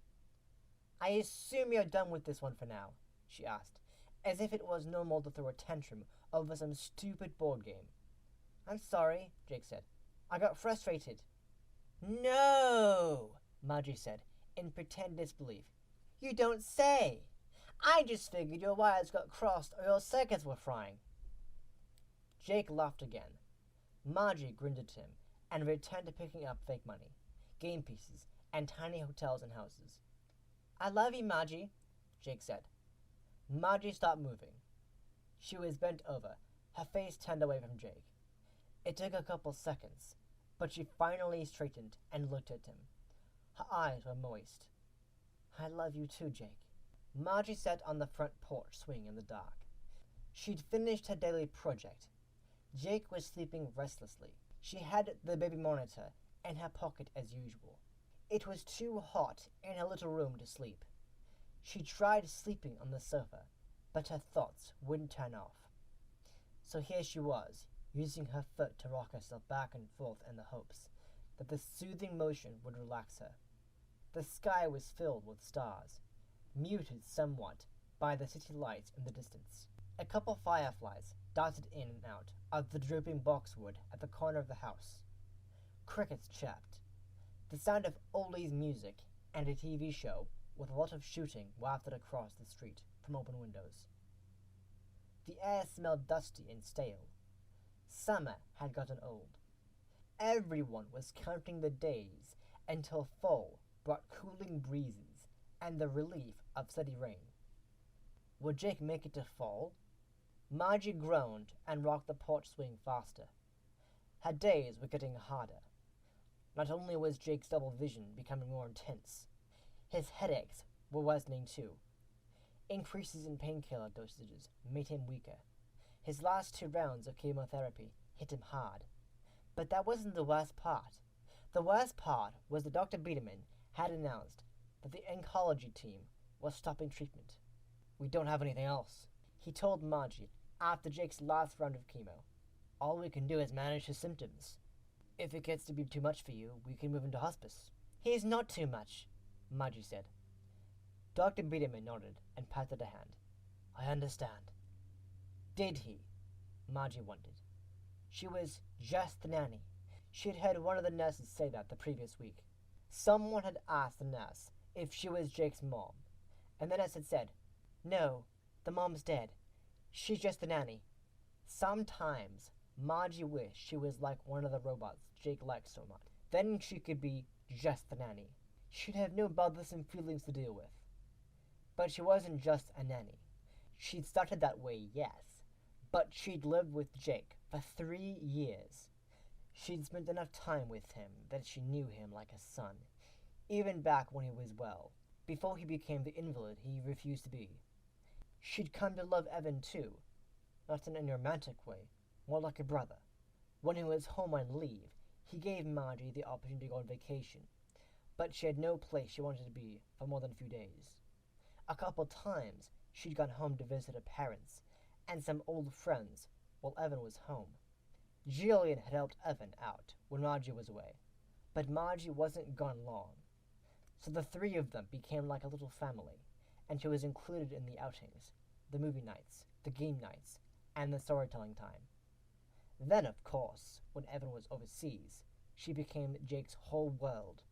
And now he was her whole world. And even she couldn't muster enough positivity to convince herself her world was going to continue to spin on its axis. Margie's parents wanted her to come back home. "You're going to be crushed when that boy dies. You should get out now while you can," her dad said to her. Leave it to a retired Marine to excise the emotion from the equation.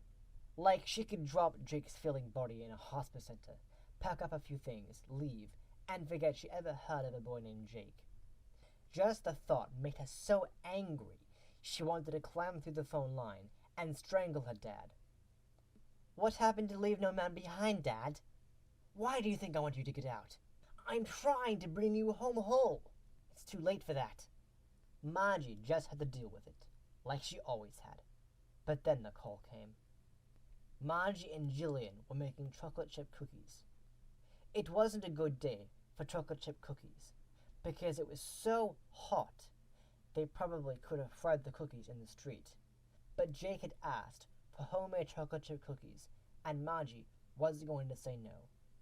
So Margie and Jillian were scratching together in a little kitchen.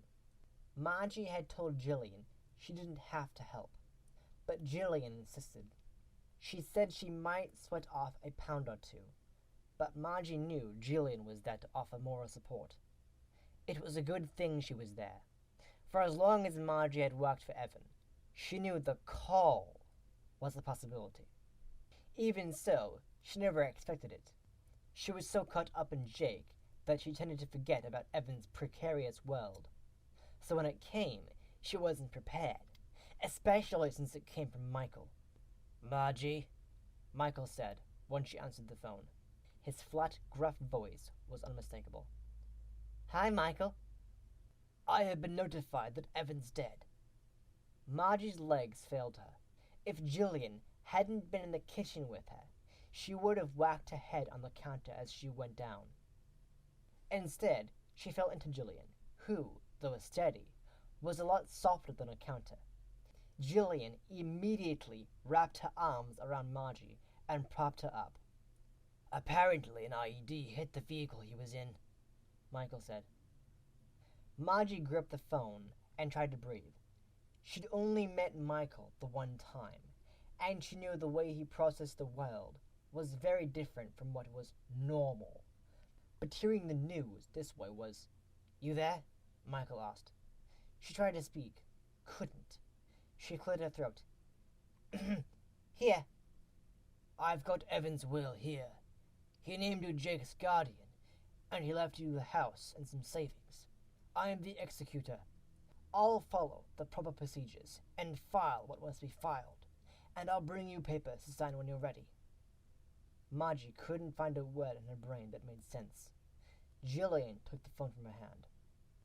Margie's voice didn't work again for an hour. Jillian filled in the gap.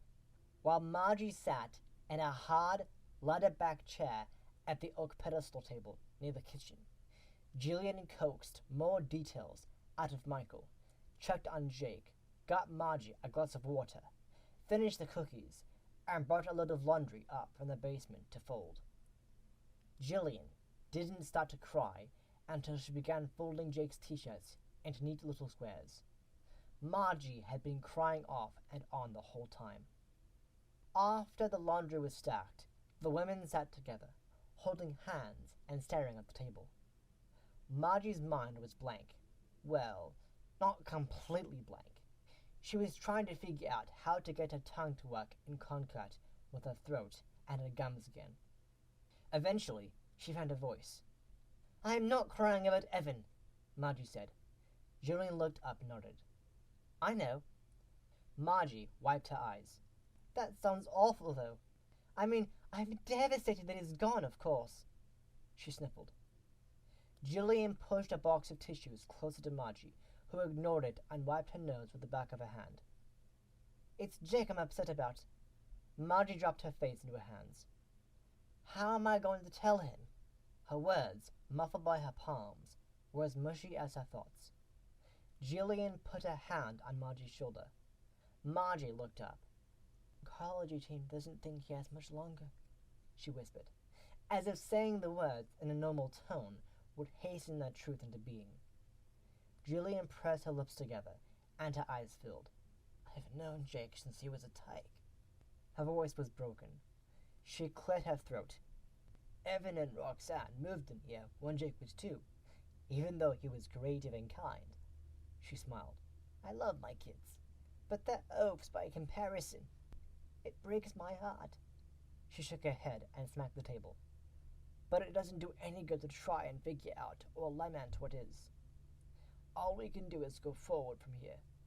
Margie nodded, wanting to do pretty much anything but go forward from here. "So I'm going to fix some lemonade," Julian said. "We're going to drink it, and then you'll figure out the best time to tell Jake." Margie nodded again.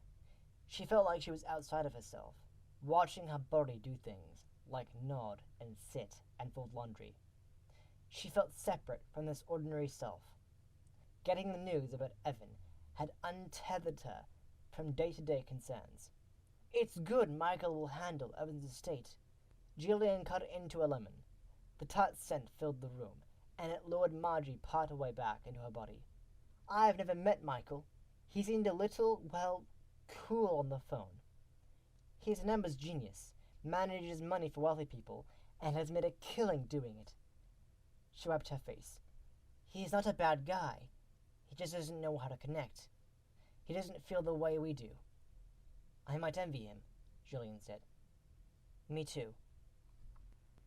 The Shire robot knew he had to speak up about the glitch. If he didn't, the ship would crash. But he couldn't find his voice. All he could do was make little beeping sounds. Margie cleared her throat and then used a very squeaky voice to say, "Bleep, blippity bleep, bleep, bloopity bleep, bleep, bloop." Jake tried to smile because he knew it was supposed to be funny, but smiling took more energy than he had. Jake was only half listening to Margie's story. In spite of her attempts to get him comfy again, he was feeling so not comfy that listening was hard, and the story wasn't great either. Usually, Margie told awesome stories, exciting stories filled with interesting characters doing cool things. But tonight, Margie's characters were boring. The Shire robot was kind of stupid. Not that he'd tell her that, of course, but he could tell her he was tired, so he did. Margie frowned and leaned toward Jake. She tilted her head to study his face. Then she picked up his wrist to check his pulse. His skin was sweaty, and her hair clung to her neck and the sides of her cheeks, even though the fan tried to blow it around. Jake thought of the fan as a knight battling a dragon spewing hot fire breath over everything in the room. Tonight, the knight was losing, big time. Margie let go of Jake's wrist and fussed over his IV line. A nurse had come that morning to put it in because he couldn't keep food down. The needle in the back of his hand pinched and stung. He hated it, but he didn't complain. He also didn't complain about the catheter. He hated it even more than the IV, but he was too weak to take care of things himself, and he was way too old to wet the bed. "What can I get for you?" Margie asked. "Nothing. I just want to go to sleep." Margie chewed on her lower lip for a second, then nodded and handed him Bodhi. Even though Jake knew Bodhi would make him feel hotter, he gathered his plush bat close. It wasn't true that he wanted to go to sleep. What he wanted was Simon. He was really excited about talking to Simon tonight because he'd thought of some cool things he did today. It had been so hot all day, it felt like the air wasn't even air anymore. It was lava flowing around the room, choking whatever it touched. Jake was having trouble breathing. But even though he was lying in his bed, too weak to do more than lift his hand, he decided that he wanted to be on the beach. If he was on the beach in heat like this, he could jump into the ocean and cool off. Maybe he could body surf, or even learn to surf for real. He couldn't wait to tell Simon that he did that. Margie bent over Jake and kissed his forehead. Her breath smelled funny. On the surface, it smelled like lemonade, but under that good smell was something bad. Something kind of like vomit. Or maybe that was his own breath that he was smelling. He'd thrown up that icky yellow stuff a couple times this afternoon. Jake closed his eyes, and as usual, Margie didn't leave the room. She stood by his bed and watched him. He kept his eyes closed and waited. Once he heard a faint shuffle, and he opened one eye slit to see if Margie had moved. She hadn't. She just shifted position. What seemed like several minutes went by. He thought he heard a sob, and he was tempted to open his eyes and look at Margie. But he remained still. Jake? He opened his eyes. Margie had never spoken to him after he closed his eyes. What? I don't think Simon is going to visit tonight. Jake blinked at her. How do you know Simon visits at bedtime? Margie winked at him. He was sure the wink was supposed to be cheerful, but it looked wrong, kind of twisted and out of place. I'm that good, kiddo. Her words didn't sound right either. The usual lift in her voice had been flattened by something Jake couldn't understand. No, seriously. Jake wasn't in the mood to be teased, especially when the teasing wasn't even done right. Margie sat on the edge of the bed. I've had you talking to him through the door, she admitted. You were listening? It's my job to be sure you're okay. When I hear something going on in your room, I have to check it out. Jake thought about that. It was fine, he decided. It's not like he was telling Simon secrets. He didn't mind Margie knowing all the fun stuff the real Jake had been doing. He frowned. But why isn't he coming tonight? Margie blinked several times and swallowed. Well, he just can't tonight. You know how sometimes you're just not up to doing things you want to do? Jake nodded. It's like that. Jake rubbed his eyes so they wouldn't give away how upset he was. For some reason, he didn't want Margie to know he was disappointed. It's okay, he told Margie. She nodded. Are you sure you don't want me to finish the story? He shook his head and closed his eyes again. I'll just go to sleep. She leaned over and kissed him again. Her cheek touched his. Hers was wet. Margie barely made it to Jake's door before her legs gave out. She quickly pulled the door shut behind her, and she slid down the wall to the floor. Landing like a rag doll, her legs splayed out on the hard wood. Her sweaty skin squeaked against the wood polish. The tears she tried to hold back in Jake's room, the ones that had started to slip down her cheeks in spite of her determination that they wouldn't fall, now wanted to burst from her like reservoir water freed of its dam. But she didn't like them. If she cried like she wanted to cry, Jake would hear her. She was not going to let Jake hear her cry. So she gave in to some silent sobs, her shoulders heaving. Then, grasping her hair in both hands, she just sat and rocked herself. Margie had no idea how long it took, but eventually she felt settled enough and strong enough to get off the floor. Pressing back against the wall, she leveraged herself to a standing position, pausing for an instant to listen to the baby monitor. She started down the hall toward the bathroom, but she ended up stopping outside of Evan's door. She looked at the doorknob, then she put her hand on it. She never went to Evan's room while he was gone. When he was home, she'd go in the room to vacuum or put away laundry or whatever. When he was gone, though, coming in here felt like an invasion of privacy. Now he was gone, and this house was hers. She still couldn't believe that. Evan's room would be her room. He'd wanted her to take it from the beginning. It makes sense, he said.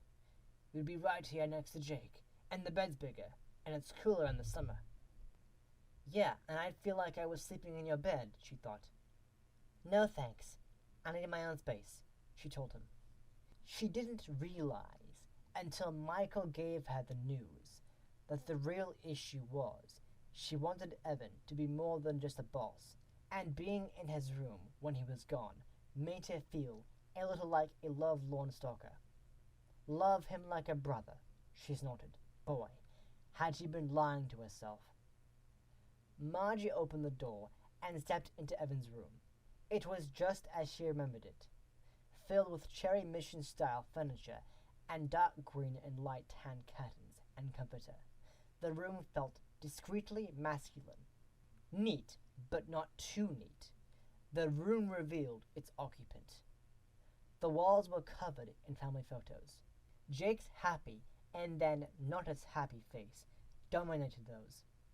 The shelves were stuffed with fiction ranging from paperback mysteries to hardcover classics, non-fiction in dozens of genres, and how-to books revealing the ins and outs of doing everything, from rebuilding a car engine to planting a garden. Obviously, Jake had gotten his insatiable desire for knowledge from his dad. Crossing to the queen-size bed, Margie inhaled the slightly musty scent of the room. She was going to need to air it out. She sat down on the edge of the bed, and she immediately shut up. It was too soon. She couldn't be in here. Margie fled the room, shut the door, and strode into the bathroom. Inside, she shut the door, then blew her nose several times. She turned on the tap, ran cold water, and splashed her face. When she wiped off her face, she braved a look in the mirror. Bad move. Her makeup was smeared. That meant it was on the towel. She looked down. Yep. Brown and black smudges streaked the tan terry cloth. Reaching into the medicine cabinet, Margie got out makeup remover and wiped her face clean. Then she gathered up the towels. She might as well do a load. She wasn't going to sleep anytime soon. Margie sat up in bed. What was that?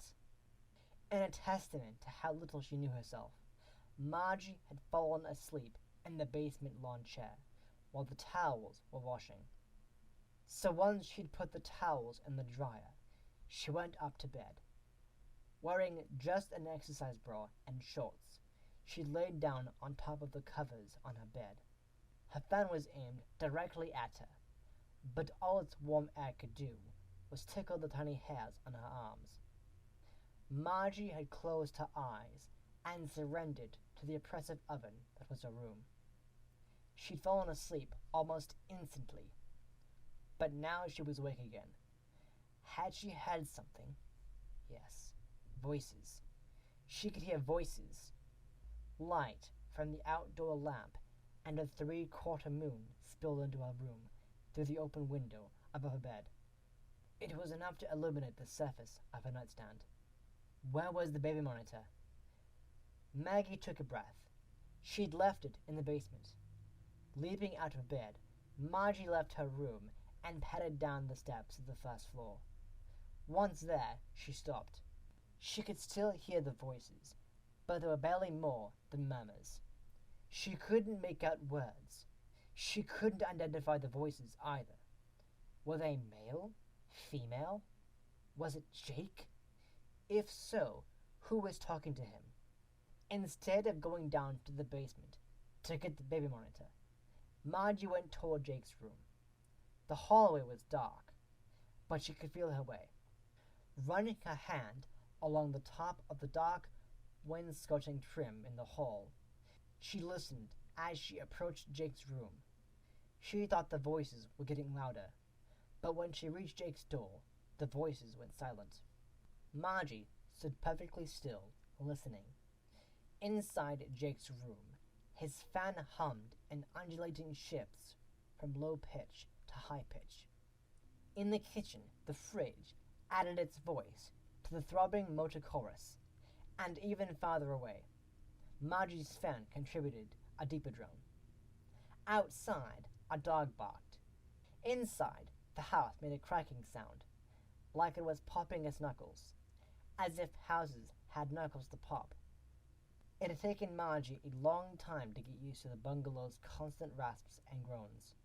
On dark winter nights, she sometimes wondered if the house was alive. It sounded like it was uncomfortable, and it was trying constantly to shift into a better position. In the summer, it seemed more content, but it occasionally made some inexplicable sound that froze Margie in her tracks. But sounds were sounds, voices were voices, and Margie was no longer hearing voices. She put her hand on Jake's door, tempted to open it and go in. She knew, though, that her night checks often disturbed him. If he was sleeping, she didn't want to wake him. So Margie got the baby monitor and went back to bed. When Margie checked on Jake early the next morning, she knew she could no longer put off what she'd been avoiding.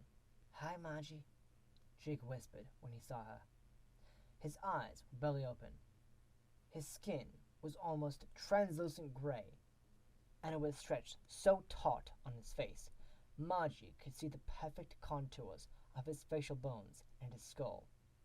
He looked far more like a corpse than Margie wanted to admit. "Hey, kiddo."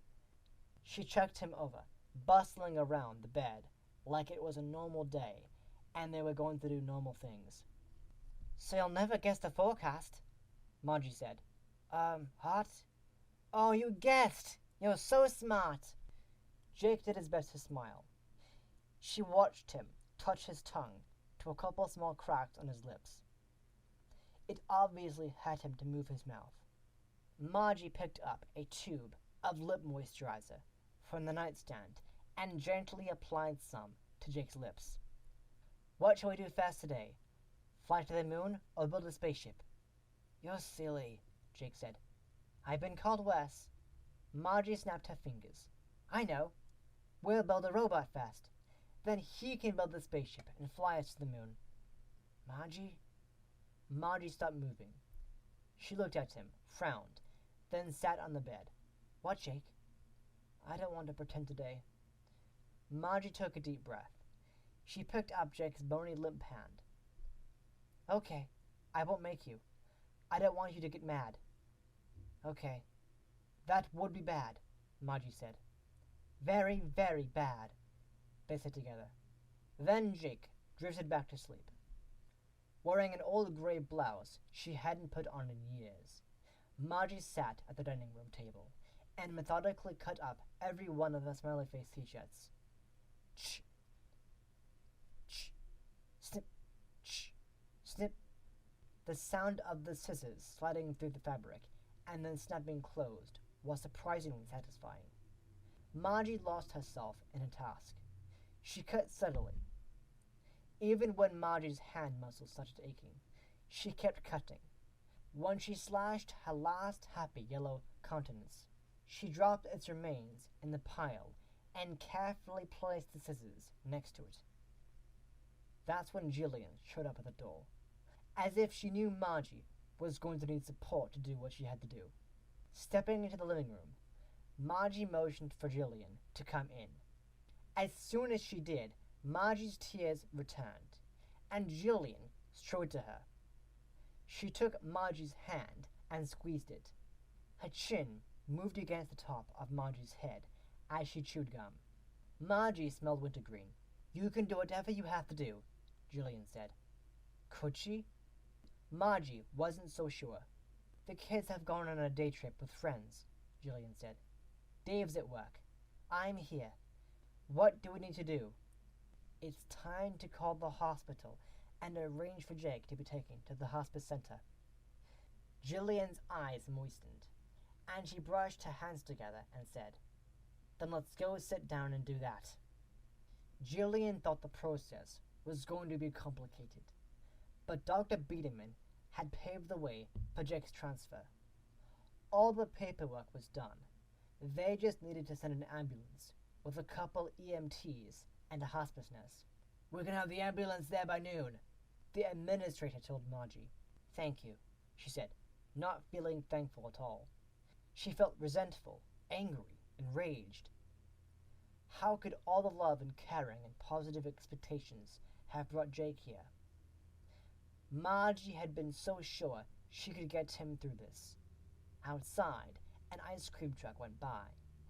The tinkling music sounded strangely ominous. The ambulance arrived at 11:32. Margie's stomach roiled when she saw it pull up. She couldn't remember the last time she dreaded something as much as she dreaded this. Margie had been checking the baby monitor regularly since she'd made the call.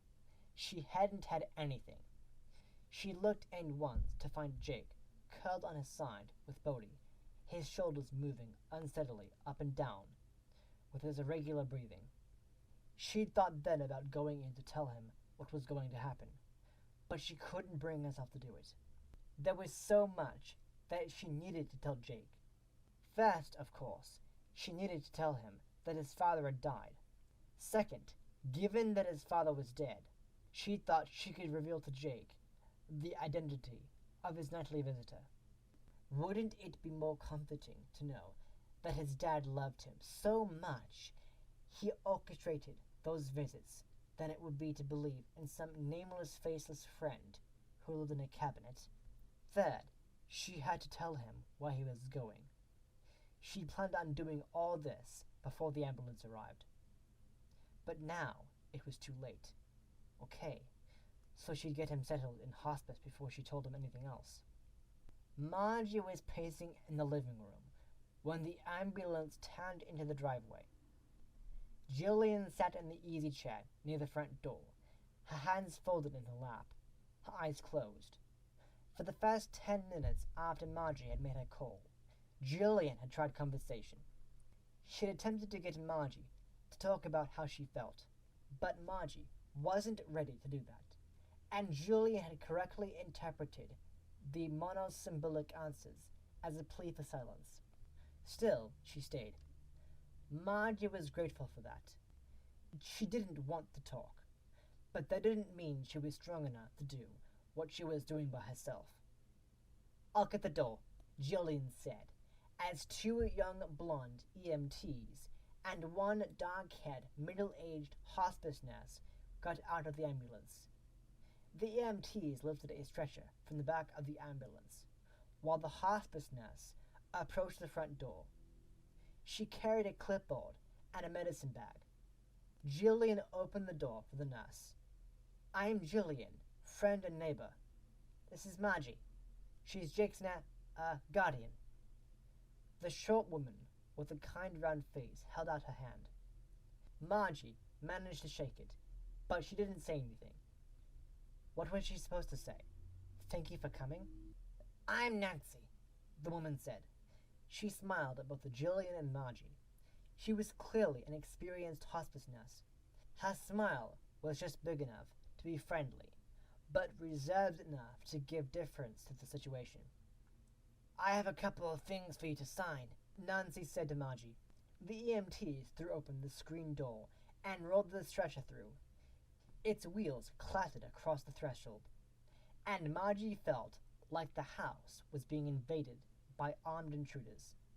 She wanted to fight them off and force them to go away, which was ridiculous because she'd called them. "Just a sec, boys." Nancy held out her clipboard to Margie. "Sign here and here, for admission and to acknowledge that we'll be providing palliative care only. Then we can get Jake transferred and settled in." Margie signed the papers, keeping her mind as blank as possible. But it wasn't blank enough. She felt like she was signing a piece of paper confessing to her complete and total failure as a caregiver, maybe even as a human being. "All right then." Nancy put the forms back on the clipboard. "That was easy enough. Let's go see Jake, shall we?" Margie's muscles tightened. Jillian obviously sensed it, because she reached down and took Margie's hand, helping her out of the chair. "You're doing the right thing," she whispered in Margie's ear when Margie stood. "This way," Jillian said to the EMTs. She led Margie through the living room and down the hall, stopping in front of Jake's door. She glanced at Margie and waited. Margie opened Jake's door. The second that Margie stepped into the room, she knew. She felt it. The room was too still, too empty, even though Jake's poor depleted body lay in the bed. Jake was gone. Because Margie turned into a statue in the doorway, Jillian had to practically lift Margie and move her aside to allow the EMTs and Nancy to enter the room. Jillian didn't say anything. Margie was pretty sure Jillian knew Jake was gone too. Nancy must have sensed it as well, because she frowned. Then she strode to the bed and felt Jake's pulse. She looked up at the EMTs and gave them a slight headshake. They stopped wheeling the stretcher, and they both stared at the floor. Nancy looked up at Margie. "I'm so sorry. He's passed on." Margie nodded. For once, her eyes were dry. What she was feeling called for a screaming fit or a total mental breakdown. Since now wasn't the time for either of those, she had no response to offer. She was a human void. She wanted to fold into herself and fall into that void. She wanted to let it suck her from this room, from this reality. But she knew she couldn't escape so easily. So Margie forced her legs to work, and she crossed to Jake's bed. His body looked so small and fragile. She leaned over him and pressed her lips to his forehead. "I love you, Jake. I love you so much." Bodhi tickled her chin. Jillian came up behind Margie and whispered, "Goodbye, Jake." The three medical professionals wouldn't have had reason to see anything amiss. For all they knew, it was normal. Even Jillian would not have commented on it.